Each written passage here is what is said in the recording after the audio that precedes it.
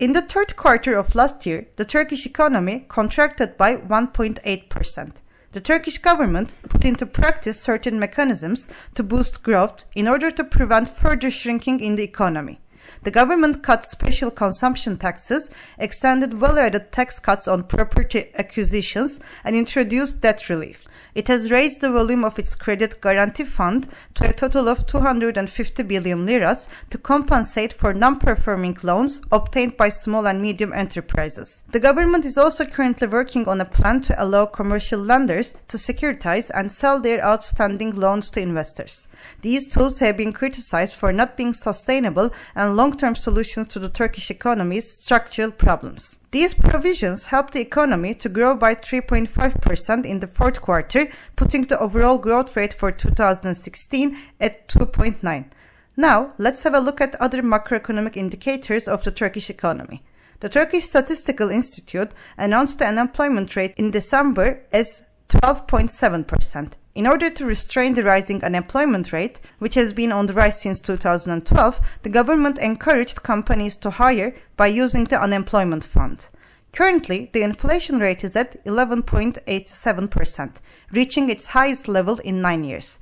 This year, the central bank set its inflation rate target to 5%. However, the bank has announced that its expectation is 8.5%.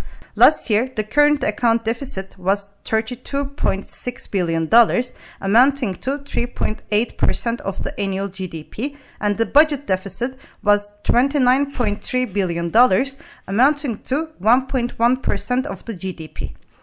As a tool to set the interest rate, the Central Bank of Turkey uses the late liquidity window lending rate, which normally is used under extraordinary circumstances.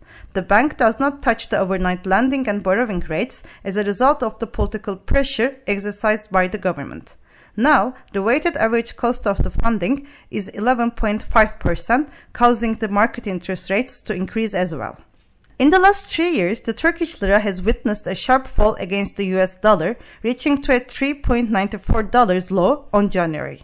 After a period of frequent fluctuation in the beginning of 2017, the dollar-lira parity is now being traded at 3.58. This appreciation of the Turkish lira is compatible with a global trend observed in countries with a similar economic performance. Alongside India, Indonesia, Brazil, and South Africa, Turkey is cited among 5 developing countries, titled the Fragile Five, with fragile economies due to high external funding needs and high borrowing costs. The currencies of all 5 countries have gained value in the last few months, yet the Turkish lira is still the most weak currency among its peers.